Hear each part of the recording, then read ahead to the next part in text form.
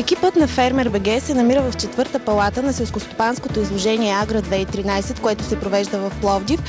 Тук с мен мои събеседници са госпожа Мила Александрова от Българо-френската селскостопанска асоциация, както и господин Лоран Антиняк от фирма Еврофранс. И така, нека първо да кажем, господин Антиняк, защо сме се събрали тук?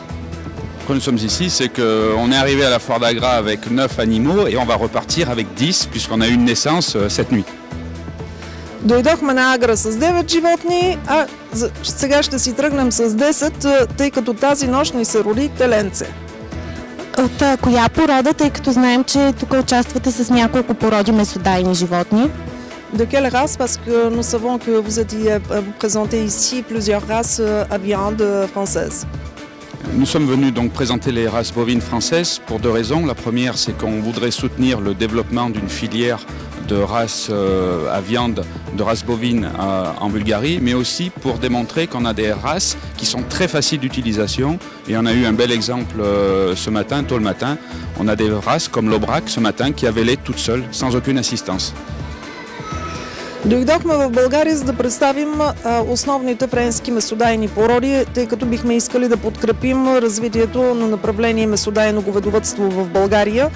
И ето, че имаме случай на това да покажем колко лесно се работи с тези породи, тъй като тази нощ кравата от породата Обрак роди сама без никаква помощ.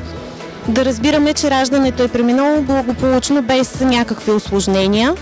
Oui, puisque la caractéristique de certaines races de montagne comme l'Aubrac ou la Salaire, c'est qu'elles ont une ouverture pelvienne, c'est-à-dire l'intérieur du bassin, qui est très large et qui permet un vélage très facile. Et l'autre caractéristique, c'est la vitalité des veaux. Le veau, ce matin, 15 minutes après la naissance, il était en train de téter, donc on est tranquille. C'est un travail que l'on fait très facilement. C'est à la portée de tous les éleveurs bulgares de produire de la viande avec de la génétique française.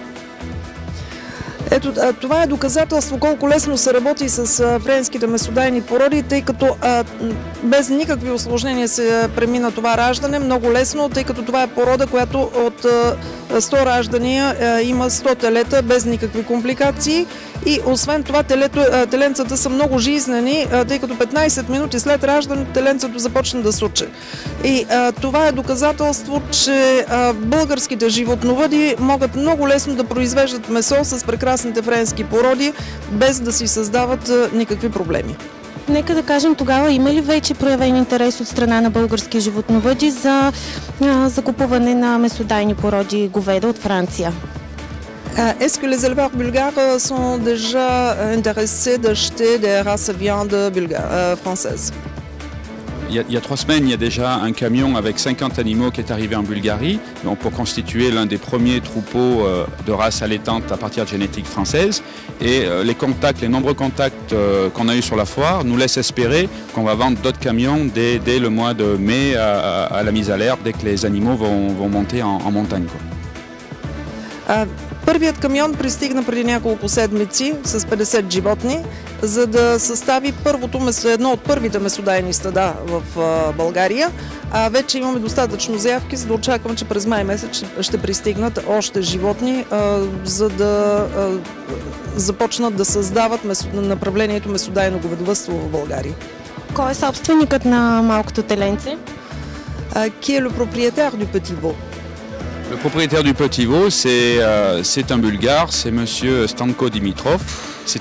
C'est notre partenaire en Bulgarie avec qui on essaie de mettre en place et de développer une filière bovine pour produire de la viande bovine en Bulgarie et exporter de la génétique ou de la viande bovine sur d'autres pays comme la Grèce, comme pourquoi pas la Turquie ou le Maghreb, comme ça se faisait il y a 20 ans ou 30 ans.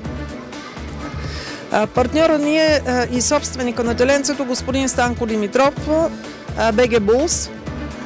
Това е нашият партньор за България, с който работим заедно от няколко месеца и с който очакваме да развием направлението месодайно говедовъдство в България, за да можем да изнасяме към водещите пазари, които са около България, както генетика, така и животни за клане от френските месодайни породи.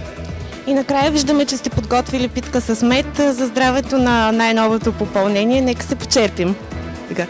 Et À la fin, on voit que vous avez préparé le gâteau traditionnel bulgare, oui, avec du miel, pour la bonne santé et le bonheur du petit nouveau-né.